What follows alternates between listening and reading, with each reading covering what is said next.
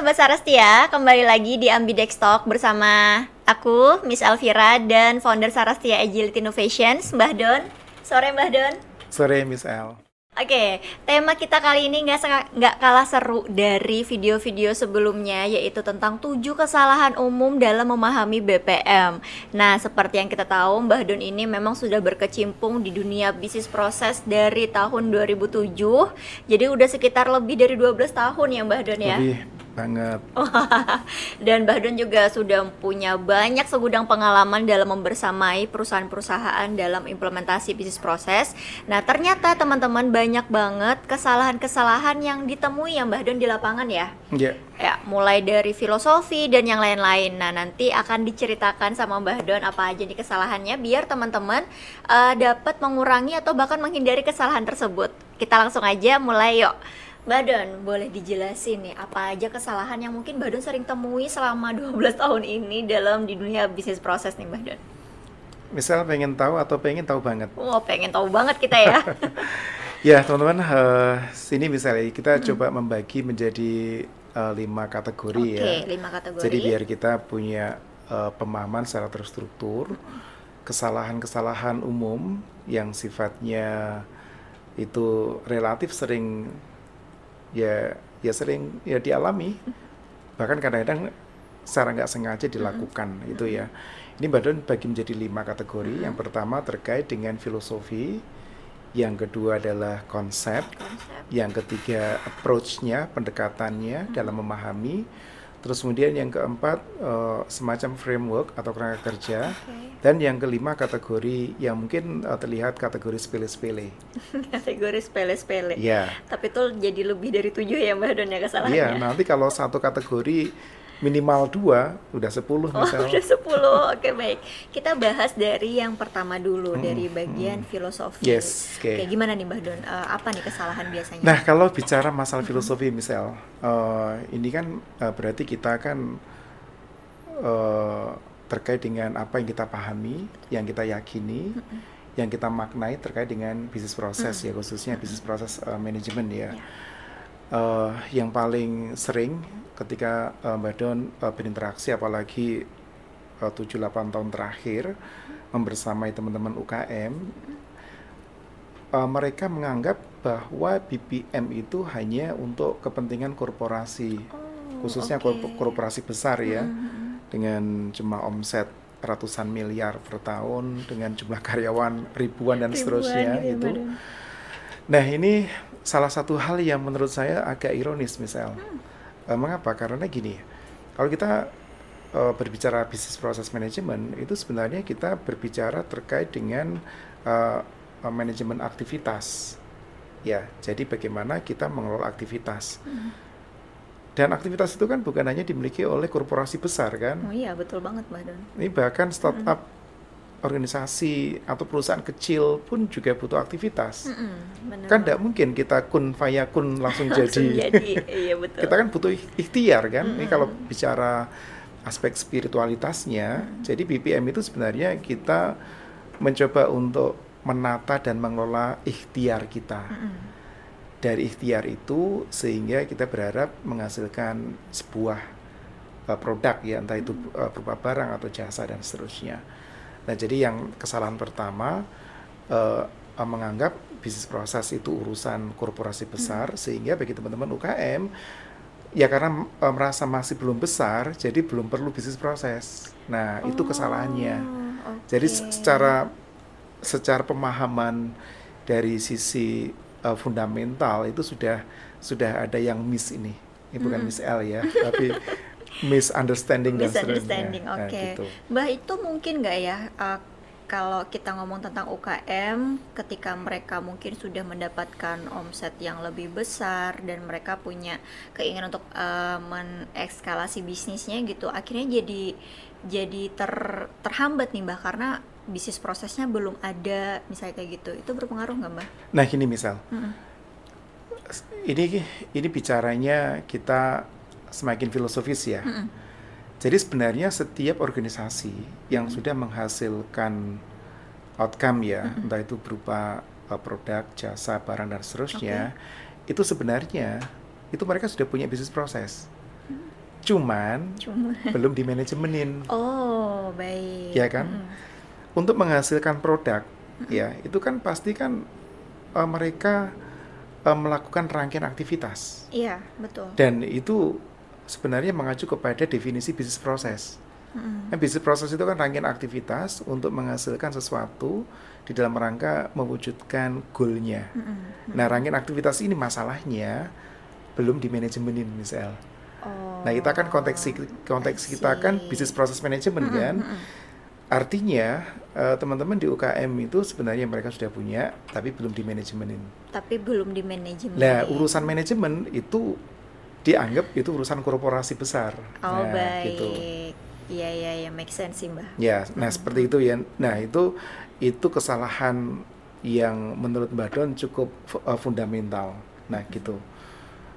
Nanti belum kita bahas yang kesalahan-kesalahan yang berikutnya misal. Oke, jadi memang secara idealnya mulai dari kecil pun kita sudah harus bisa memanajemen secara keseluruhan Iya. aktivitas kita itu Iya. ya Mbah ya. Jadi ketika kita pengen ekspansi itu lebih memudahkan gitu. Iya.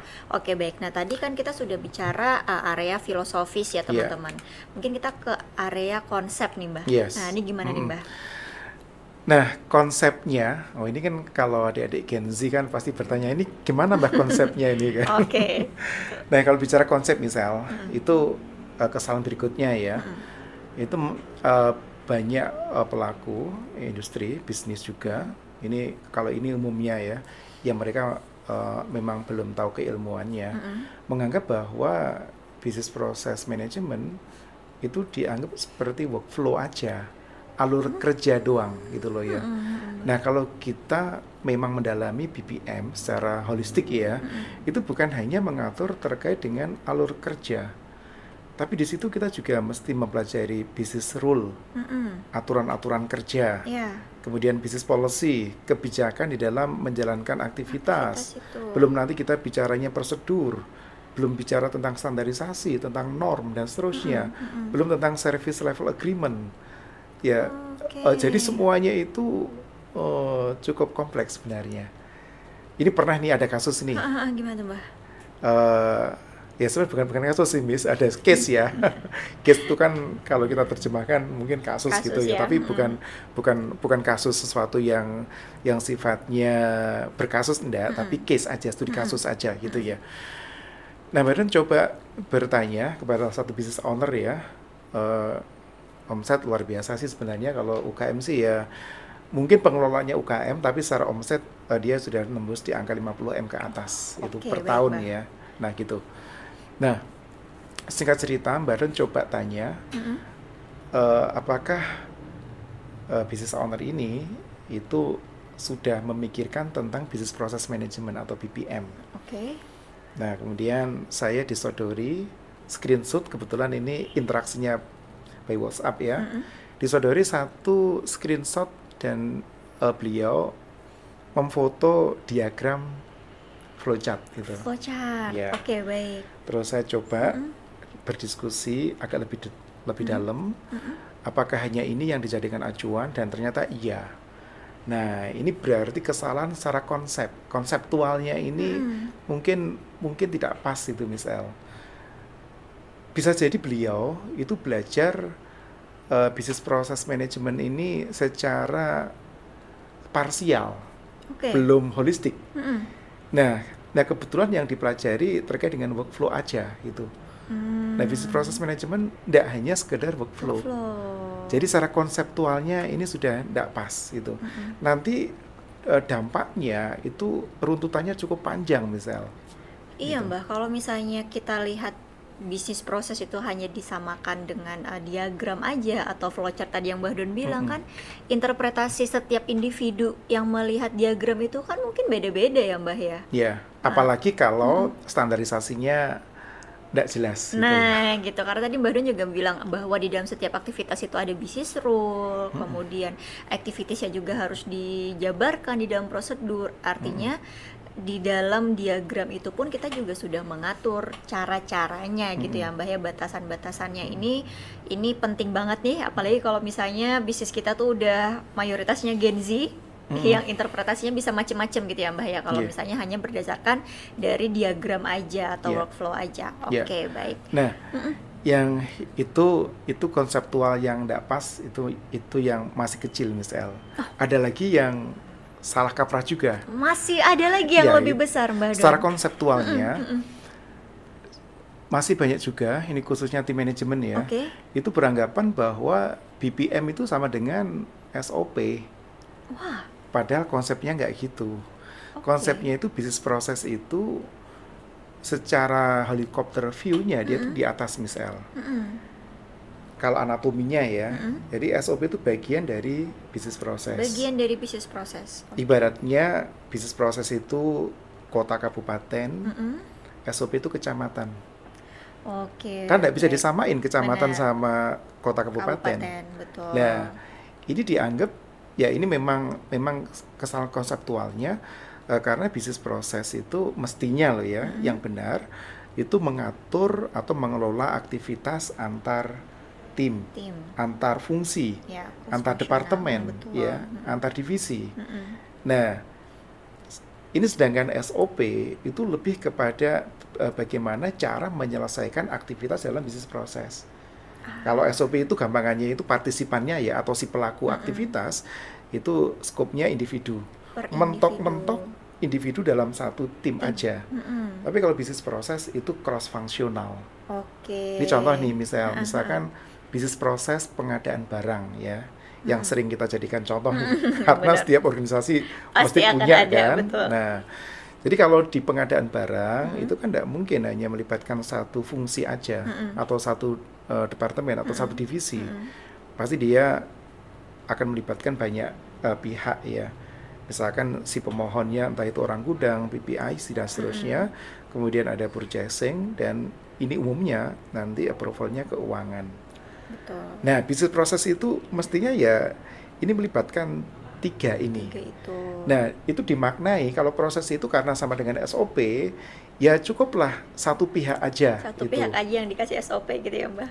Makanya nanti dampak buruknya ketika menyamakan bisnis proses dengan SOP itu salah satunya adalah terjadinya fraud. Konsep lagi misal yang mungkin juga perlu diperhatiin, mereka menganggap bahwa bisnis proses itu kaitannya hanya dengan urusan dokumentasi, kayak dokumentasi urutan pekerjaan ya, kayak modelnya SOP gitu ya. Betul. Tanpa melibatkan aspek human touch gitu. Nah, jadi bisnis proses itu yang benar ya, secara konsep dia harus juga memperhatikan aspek manusia. Nah, di sini saya melihat banyak banget nih misal kasus-kasus ya terjadi ketika bisnis proses dijalanin, udah ada workflow-nya, udah ada panduannya, tapi si pelaksana itu merasa kayak jadi robot itu, Miss. Kita ngerjain ini harus dipandu dengan aturan-aturan ketat dan seterusnya. Terus kemudian si pelaksana itu merasa bahwa ini ada yang tidak beres loh, karena memang usia bisnis proses sudah lama tuh, misalkan setahun, dan ini bisnis sudah mengalami banyak perubahan, tapi tidak punya kuasa untuk memberikan masukan kepada tim manajemen dan seterusnya. Ya karena udah kayak dikunci gitu. Dikunci, oke. Nah itu yang saya maksud. Kalau kesalahan yang ketiga di dalam konsep memahami bisnis proses itu tidak memperhatikan aspek manusia. Oke, baik. Berarti tadi kita punya dua ya Mbah ya, bahwa BPM ini tidak sama dengan SOP. Walaupun sama-sama manajemen aktivitas, tapi skupnya berbeda. Kalau SOP itu lebih ke satu partisipan di dalam tim dan mengatur aktivitas saja, cukup aktivitas spesifik. Sedangkan BPM itu dia mengatur lintas tim atau cross fungsional gitu ya Mbah Don. Terus yang kedua, dalam pemahaman BPM ini juga harus tetap memasukkan aspek people. Jangan dijadikan BPM ini sebagai salah satu-satunya kunci. Kalau misalnya ada yang salah dari itu langsung nggak benar gitu ya Mbah, justifikasi dan lain-lain. Jadi artinya bisnis proses itu pun juga ada masanya ya Mbah. Ada periodenya juga, ada masanya, apalagi kalau kondisi lingkungan bisnis itu sangat dinamis ya berubah. zaman sekarang ya. Iya, betul banget. Nah, terus tadi kita sudah membahas tentang filosofis, konsep. Nah, kita mungkin ke area metodologi ya, Mbak ya. Yes, ya Oke. ini agak teknis ya misal Oke, ya. boleh. Gimana nih Ya. Mbak metodologinya? Nah, kesalahan yang ketiga masuk kategori metodologi Mm-mm. misal. Nah, ini masih banyak teman-teman yang menganggap ya bahwa membuat bisnis proses itu ya karena tadi kejebak hanya hanya meyakini hanya urusan diagram Mm-mm. aja, Mm-mm. akhirnya ya sebatas menggambarkan, memodelkan bisnis proses alur kerja dalam bentuk diagram. Itu sebenarnya Mm-mm. sudah benar, tapi Oke. masih belum baik gitu kan. Oke, di atas yang benar ada baiknya, Nah, Mbak. iya. Dan yang lebih parah lagi, Mm-mm. yang dimodelkan, yang digambarkan, Mm-mm. yang ditata itu hanya proses-proses inti. Sedangkan proses-proses yang sifatnya supporting, Mm-mm. apalagi yang kaitannya dengan administrasi dan seterusnya, itu luput, tidak dianggap sebagai sesuatu yang penting. Ini contoh, Oke. misal, kalau memang kebanyakan di setiap perusahaan atau organisasi lain, Mm-mm. itu pengadaan barang masuk kategori ini ada dua kubu ya. Mm-mm. Ini pengadaan barang ada yang menganggap dia itu sebagai proses inti. Oke. Kalau di manufaktur pasti iya. Inti, ha-ha. Tapi ada juga pengadaan barang itu dianggap supporting. Supporting. Nah, nah mungkin saya juga tahu ya, kita mendefinisikan, mendesain bisnis proses itu kan tidak cepat ya, berlika-liku lah. Apalagi kita mengumpulkan banyak pihak. Betul. Kalau SOP lebih mudah, karena dia skopnya lebih sempit ya. Tapi kalau bisnis proses kita menyatukan banyak kepala dari beberapa departemen. Mm-mm. Betul Dan banget. itu sakitnya luar biasa itu. Kalau ekosistem memang tidak mendukung ya. Mm.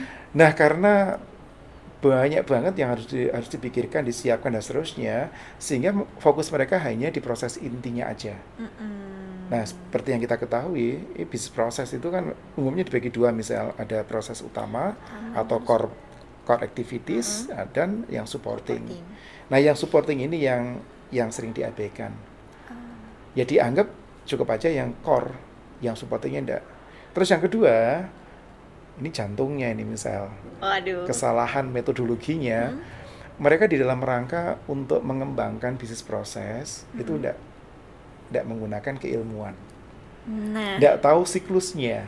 oke. Enggak memahami bahwa di dalam rangka mengembangkan bisnis proses manajemen, namanya aja manajemen ya kan, ya berarti kan harus ada metodologinya, ada Oke. sekuennya, Oke. ada Ha. urutannya. Mm-mm. Kalau secara in general ya misalnya ya, ini paling tidak kita harus tahu bahwa ada siklus yang disebut dengan tahapan mendesain. Mendesain. Ya, Oke. ini yang paling minimal ya, mendesain, nanti kemudian implementasi, Implementasi. kemudian nanti perbaikan lah. Perbaikan. Ini mini yang 3. Mini 3. Sebenarnya kan ada lebih ya, Mbak ya? Banyak sebenarnya misal. Cuma kalau pengen shortcut ya didesainkan, Desain, kemudian diimplementasikan, Implement. kemudian diperbaiki. perbaiki. Nah, kebanyakan ini hanya berhenti ketika desain mendesain aja. aja. Dan mendesain itu nanti outputnya dalam bentuk diagram. Mm-mm. Udah, ini diagram udah dibuatkan, implementasinya nggak jalan-jalan. Sering banget itu Mbak terjadi, Mbak. Atau mungkin jalan tapi nggak sesuai Nggak dengan sesuai, yang betul. udah ditetapkan, nah seperti itu. Nah, mungkin itu juga jadi salah satu problem ya, bukan hanya kebetulan saya juga sempat mengalami itu, udah bikin banyak banget gitu, bisnis proses, diagram dan macem-macem gitu ya. Tapi yang bertumpuk-tumpuk itu waktu kita implement itu susah Mbak gitu, karena kita kayak harus buka dulu nih mana nih kayak gitu kan Mbak. Nah mungkin kita memang perlu satu tools ya Mbak ya, kayak bagaimana dengan semua bisnis proses yang sudah kita standarkan ini, sudah disahkan ini, diimplementasikan gitu kan Mbak. Nah ini kayaknya perlu tools gitu Mbak. Mungkin Mbak Don bisa menjelaskan Mbak di bagian itu Mbak. Ya, emang betul misalnya. Jadi implementasi bisnis proses itu secara umum itu ada dua. Yang pertama dengan pendekatan manual.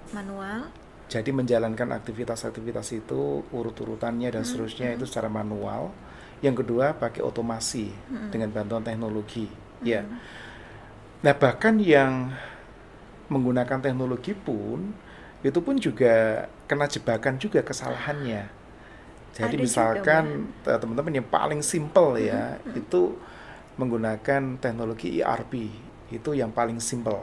Ya, nanti ada juga teknologi Business Process Management Suite, ya, atau Oke. orang mengatakan Business Process Management System. Sistem Itu di BPMS. atasnya ERP, yes, itu BPMS. Nah, implementasi yang manual juga ada kesalahan, yang otomasi pun juga ada kesalahan. Yang manual itu kesalahannya ya karena tidak patuh gitu.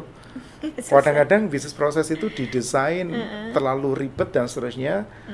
Mungkin ngambilnya copy paste dari tetangga sebelah, tidak tahu filosofinya, tidak tahu metodologinya, tidak tahu approach-nya, konsepnya juga tidak tahu. Itu menyebabkan kesalahan implementasi. Nah, ini kalau yang kesalahan implementasi pakai teknologi banyak banget sebenarnya perusahaan-perusahaan yang sudah mulai aware, yang punya kesadaran dan mereka berinvestasi yang tadi saya sebutkan dengan menggunakan teknologi ERP, tapi mereka tidak paham metodenya. Jadi akhirnya kejebak hanya sebagai operator aja. Jadi operator Iya, aja. dan itu menurut saya ya salah juga gitu. Ini ibaratnya kita punya laptop, ya, laptop canggih, tapi hanya dipakai untuk ngetik aja Ngetik kan ya aja. percuma kan? Percuma, Nah, betul, gitu. Mbah. Nah, Itu gitu. mungkin apakah ada hubungannya, Mbah, kalau yang saya tahu ya, Mbah, ya, ketika misalnya kita menggunakan ERP gitu, itu tidak didasari atau tidak diawali dengan proses desain Oh iya, BPMS betul. secara Nah, ini kalau saya boleh sharing ya misalnya, inilah manfaatnya kalau kita belajar keilmuan terlebih dahulu sebelum praktek. Oh, oke. Nah, banyak business owner itu investasi untuk mengimplementasikan bisnis proses secara otomasi ya. Langsung keburu nafsu itu investasi teknologi dan seterusnya. Tapi timnya itu nggak diajari keilmuan bisnis proses Keilmuan bisnis manajemennya. proses manajemen, betul. Nah, gitu. Nah, jadi ya akhirnya jadi robot ya memang saya berinteraksi dengan banyak admin ya. Itu ya ini kalau hanya ngetik memasukkan transaksi ini kan kami kan ya apa bedanya dengan robot yang tiap hari seperti itu? Ya menurut saya sih itu tadi kembali kepada konsepnya, kesalahannya itu bisnis proses itu nggak melibatkan aspek manusia gitu. Jadi mestinya kalau pakai otomasi teknologi itu tambah mencerdaskan orang yang menggunakannya. Karena memang dari awal tuh didesain atas dasar kebutuhan dan filosofis dari tim sendiri gitu ya, betul, Mbah, sebenarnya. betul. Oke, Mbah, kalau misalnya kita masuk ke area framework ya, Mbah, ya, dalam melakukan manajemen pada bisnis proses ini, Mbah Don ada nggak suggestion mungkin ya, framework apa yang paling valuable nih, Mbah, untuk manajemen ini, Mbah? Iya. Ini ada beberapa opsi misalnya, karena bisnis proses manajemen ya atau BPM itu kan kalau di tempat kita nih di Sarastia kan sekarang kan kita mengembangkan satu framework khusus ya untuk mendesain proses kemudian sampai implementasi dan seterusnya. Ini kita bicaranya adalah acuan kerangka kerja. Oke. Untuk ini kita ambil contoh misalkan untuk memodelkan untuk mendesain model dalam bentuk diagram bisnis proses, mau tidak mau kita menggunakan BPMN.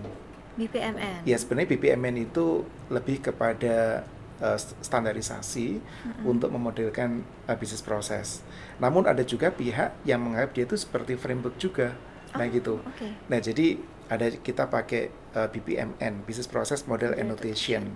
Itu caranya. Terus kemudian ada juga kalau bisnis proses mau di IT-kan, nanti teman-teman bisa mencari referensi COBIT. Ini tulisannya COBIT ini teman-teman ya. COBIT. Iya, itu satu framework di mana kita nanti bisa mengintegrasikan antara bisnis proses dengan IT. Terus kemudian teman-teman juga bisa belajar terkait dengan design thinking ketika kita mendesain bisnis proses yang itu mengacu kepada aspek kebutuhan customer dan seterusnya atau si penggunanya. Jadi sebenarnya kalau bisnis proses itu atau BPM misal itu cukup banyak cukup banyak. Atau kalau mau nanti kita akan jelaskan SPF ya, Sarastia, Process Framework. Wih, Ini boleh kompleks banget, teman-teman Mbak. ya. Ada 9 dimensi, ada 4 fase, 12 tahap, ada 5 maturity-nya, levelnya. Kemudian dia juga bisa mendukung ambidextrity. Nanti akan kita bikin podcast ya, Miss L. Oh iya, betul banget. Mengenalkan ke teman-teman terkait dengan satu framework untuk mengelola proses secara Untuk holistik. mengelola proses secara holistik SPF tadi ya Mbak Iya. ya. Tapi nanti kita bahas di podcast selanjutnya. Iya, iya. Nah ini Mbak, karena kan di Sarastia sendiri memang kita merancang sebuah framework SPF tadi ya, yang mungkin nanti akan bermuara gitu bagaimana kita mengotomasi, betul ya Mbak? Iya, betul. Nah, mungkin teman-teman perlu dijelasin nih Mbak, seberapa penting sih kita mengotomasi proses bisnis kita di era sekarang, di era cuan nih Mbak? Ini kita kasih, kalau orang bisnis proses, Miss, harus by number. By number. Skornya pengen 0 sampai 10. Wah, kalau saya 12 Mbak. Oke, pentingnya otomasi bisnis proses. 0 itu berarti tidak penting sama sekali, 10 sangat penting sama sekali. Ya, sangat penting sekali ya gitu. Sangat penting banget 10. Nah, kalau saya untuk di zaman sekarang, kalau UKM bisa di angka 7 sampai 8 misalnya. 7 sampai 8 tuh lumayan Itu tinggi Mbak. penting banget Penting itu. banget. Kalau untuk korporasi itu 9 sampai 10. Artinya mandatory. Mandatory. Berarti UKM Wajib. tuh penting Kalau banget. Korporasi wajib. yes, Oke, yes. gimana Mbak? Nah, ada beberapa pertimbangan Miss L untuk tingkat urgensinya ya, tingkat ketersegaraan dan kepentingannya. Kalau kita pakai otomasi, itu berarti akan memudahkan banyak hal. Otomasi itu mempercepat iya, memudahkan iya, nggak bikin pusing ya iya, dan seterusnya. Ini paling mudahnya misalnya.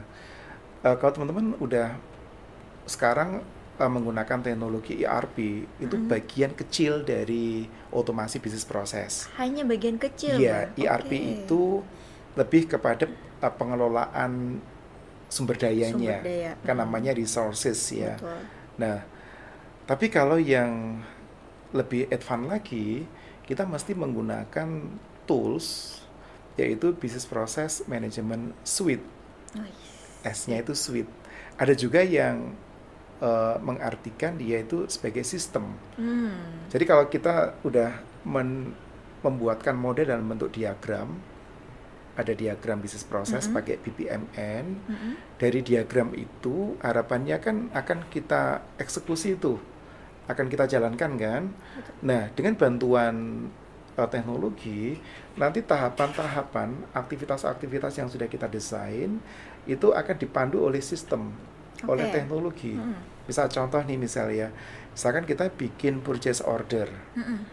Nah, kalau di ERP pada umumnya ya kita hanya mengelola apa saja raw material atau barang yang mau kita beli, pesan, gitu ya, ya, Mbak, ya. mau kita beli dan seterusnya. Nanti suppliernya siapa, vendornya, nanti pengirimannya bagaimana dan seterusnya. Nah, ERP cukup ya, namun masih banyak keterbatasan. Kita tidak mengetahui secara visual urutan-urutan itu kayak apa. Misalkan nanti pertama ada aktivitas membuat draft purchase order. Kemudian aktivitas berikutnya kita perlu memeriksa, ada pihak yang memeriksa apakah draft PO ini udah benar ataukah belum, apakah sudah sesuai dengan aturan atau belum, dia sudah sesuai dengan kebijakan dan seterusnya gitu. Nah, singkat cerita nanti baru adanya approval. Nah, tahapan-tahapan ini kalau di ERP mungkin seperti black box gitu. Nggak terlalu transparan. Oke. Jadi transparansinya hanya dalam bentuk form, tapi untuk alur kerjanya dia itu tidak setransparan Di balik layar gitu, BPMS. Mbak, ya. Iya, di balik layar aja. Iya. Nah, dengan adanya otomasi bisnis proses dengan menggunakan tools BPMS, itu setiap tahapan itu bisa terpantau secara transparan. Gambar kotak-kotaknya itu nanti di podcast berikutnya akan kita coba ya. Boleh banget. akan kita sajikan Ya. bagaimana otomasi bisnis proses di era sekarang itu mesti harus mendukung adik-adik Gen Z yang suka transparansi, Betul. yang suka kepo misal. Iya, nah betul. Sebenarnya bukan Gen Z aja sih Mbak yang butuh transparansi. Kita Emang semua Gen butuh. Y, Gen Y juga Butuh butuh. banget Gen gitu. X aja seperti Badun aja butuh gitu. Nah, betul banget Mbak. Jadi em, di zaman sekarang kalau menurut saya sendiri ya Mbak ya, selain sebenarnya kalau kita ngomong otomasi bisnis tuh bukan cuma tentang lebih cepat atau lebih ringkes aja gitu, tapi kan namanya BPMS itu kan kita juga bisa buat manajemen seperti yang Mbak Don bilang tadi, bahwa kita bisa melihat secara keseluruhan alur bisnisnya. Bahkan agak-agak spill juga ya Mbak, bahwa Sarastia juga sedang developing BPMS Ya, ya, X terus BPM kalau tidak salah namanya. yang pasti Miss L bukan yang bikin ya. Ya, yang penting bukan saya yang bikin. Nanti di podcast selanjutnya kita wajib buat kasih tahu itu ya Mbak ya untuk para peserta di sini. Iya. Nah, tadi balik lagi. Jadi selain hanya tentang bagaimana kita bisa melihat alur bisnis, tapi bahkan juga kita bisa mengevaluasi ulang seberapa cepat proses ini berjalan, kemudian siapa saja yang terlibat, seperti itu kan ya Mbak ya? Ya, itu masuk juga kesalahan berikutnya Miss Wah, L. apa tuh Mbak? Ya tadi kan evaluasi kan. Kalau kita mengevaluasi terkait dengan kualitas bisnis proses, umumnya teman-teman masih menggunakan konsep KPI. Oke. Key Performance Ini menarik lagi Indicators. nih Mbak. Terus gimana Mbak? Itu mestinya kalau KPI itu lebih cocoknya itu gampangannya Miss L ya. Itu terkait dengan hasil dari proses. Nah, kalau untuk kinerja prosesnya kita mesti menggunakan terminologi baru, yaitu PPIs, PPIs, apa tuh Mbak? Process Performance Indicators. Process Performance Indicators. Jadi Oke. bukan Key Performance Indicators ya, bukan KPI tapi PPI. PPI, oke Nah, baik. ini persamaannya. Kalau persamaannya antara KPI dan PPI ya sama-sama kita mengukur sebuah kinerja. Mengukur kinerja apa gitu ya. Kalau KPI lebih kepada hasilnya. Tapi kalau PPI kepada pelaksanaannya, kepada prosesnya. Wong judulnya aja sudah PPI, proses performance. Jadi indikator-indikator yang menunjukkan kinerja proses. Nah, nanti di podcast berikutnya akan kita bedah. Kita sedang mendevelop 11 kategori PPIs.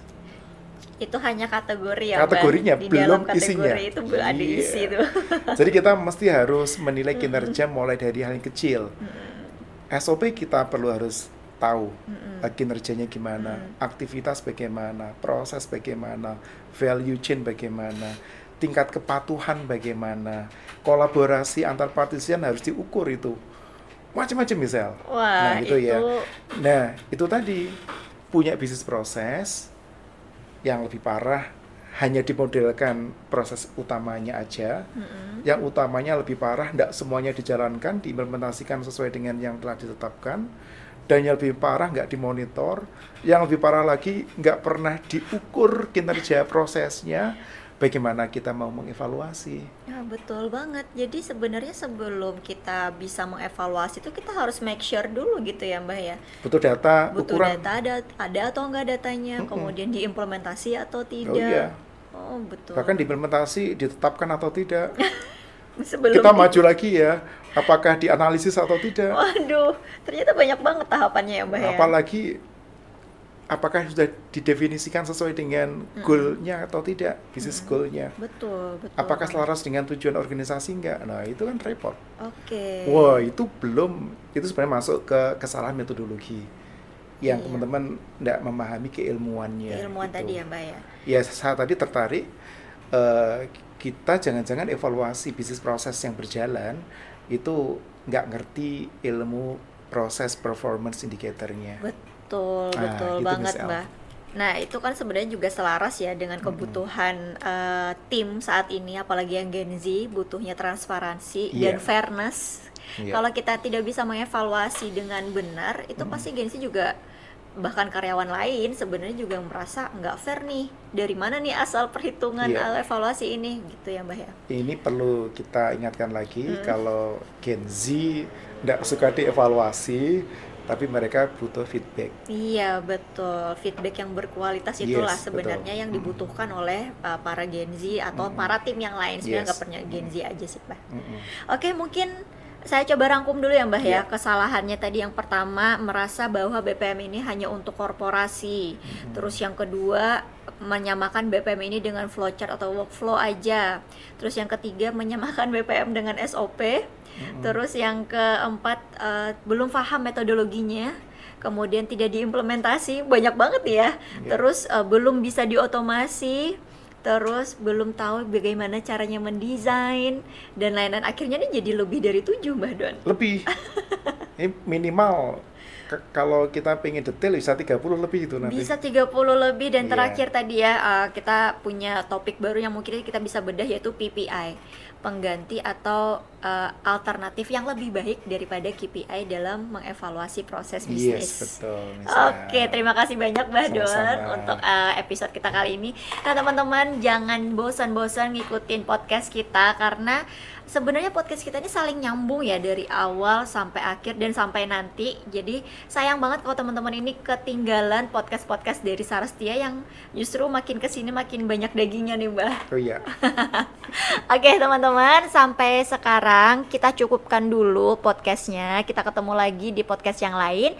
Terima kasih banyak. Jangan lupa like, subscribe, dan share ya ke teman-teman yang lain, biar tempat kerja di Indonesia ini makin seru dan makin enak juga ditinggali dengan warga-warga Indonesia. Oke, bye.